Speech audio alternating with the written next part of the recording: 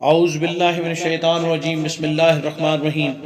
ناظرین، ہم حاضر ہیں آج اپنے نئے موضوع کے ساتھ، صدقے سے علاج۔ اس کا نام ڈاکٹر عیسیٰ مرزوقی تھا، شام کا رہنے والا عیسائی، پیشے کے اعتبار سے طبیب تھا، دمشق کے ایک ہاسپٹل میں کام کرتا تھا۔ اچانک اس کی طبیعت خراب ہو گئی، اس کو ہسپتال میں داخل کرایا گیا۔ چیک اپ کے دوران معلوم ہوا اسے کینسر کا موذی مرض لگ چکا ہے۔ اس کے ساتھی ڈاکٹروں نے علاج شروع کیا۔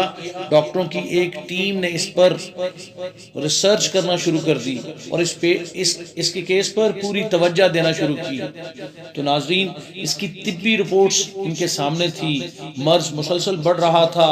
بورڈ کی رائے کے مطابق وہ محض چند ہفتوں کا مہمان تھا۔ ڈاکٹر عیسیٰ مرزوقی جو خود نوجوان تھا، اس کی ابھی شادی نہیں ہوئی تھی، تاہم منگنی ہو چکی تھی۔ اس کی منگیتر سے لوگوں نے کہا، تمہیں منگنی توڑ دینی چاہیے، کیونکہ تمہارا ہونے والا خاوند عیسیٰ مرزوقی کینسر کا مریض بن چکا ہے، مگر اس نے سختی سے انکار کر دیا۔ ادھر ڈاکٹر عیسیٰ نے نبی کریم صلی اللہ علیہ وسلم کی حدیث پڑھ رکھی تھی، جس کا مفہوم ہے اپنے مریضوں کا علاج صدقے سے کیا کرو۔ ایک دن عیسیٰ مرزوقی عالم میں مایوسی میں بیٹھا تھا، اسے اچانک مذکورہ حدیث یاد آ گئی۔ وہ اس کے الفاظ پر غور کرتا رہا، سوچتا رہا، پھر اچانک اس نے سر ہلایا اور بول اٹھا، کیا یہ حدیث صحیح ہے؟ اگر صحیح ہے تو پھر مجھے اپنے مرض کا علاج صدقے کے ذریعے ہی کرنا ہے، کیونکہ دنیاوی علاج بہت ہو چکا۔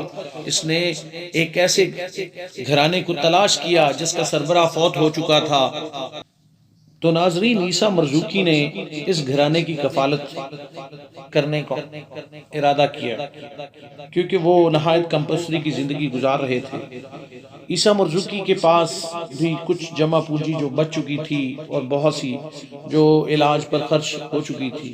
اس نے اپنے ایک قریبی دوست کی وساطت سے اس گھرانے کو ارسال کر دی، ان پر سارے قصے کو واضح کر دیا کہ وہ صدقے کے ذریعے اپنے مرض کا علاج کرنا چاہتا ہے، لہذا مریض عیسیٰ مرزوقی کے لیے دعا کریں۔ چنانچہ اللہ کے رسول صلی اللہ علیہ وسلم کی حدیث سچ ثابت ہوئی، وہ بتدریج تندرست ہوتا گیا۔ ایک دن وہ ڈاکٹروں کے بورڈ کے سامنے میں دوبارہ پیش ہوا۔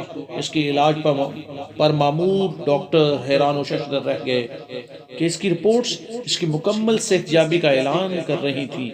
اس نے بورڈ کو بتایا کہ میں نے رسول اللہ صلی اللہ علیہ وسلم کی ہدایت کے مطابق علاج کیا ہے۔ اس کا جسم اب مکمل تندرست ہو چکا تھا۔ اس نے ڈاکٹروں کو بتایا کہ بلا شبہ میں تقدیر پر یقین رکھتا ہوں، اور اس کا یہ بھی مفہوم نہیں کہ ظاہری اسباب اختیار نہ کیے جائیں اور ڈاکٹروں سے بیماری کی صورت میں رجوع نہ کیا جائے، مگر رسول اللہ صلی اللہ علیہ وسلم کی حدیث درست ثابت ہوئی اور یہ صدقے سے صحت یاب ہو گیا۔ ناظرین، بتانا مقصود یہ تھا کہ ہمیں علاج معالجہ کے لیے دنیاوی اسباب تو اختیار کرنے چاہیے، لیکن ساتھ ساتھ بحیثیت مسلمان ہمیں نبی کریم صلی اللہ علیہ وسلم کے مطابق صدقے کے ذریعے بھی علاج معالجہ جاری رکھنا چاہیے۔ امید ہے ناظرین ہماری یہ کاوش آپ کو پسند آئی ہوگی۔ اجازت چاہتے ہیں، اللہ حافظ۔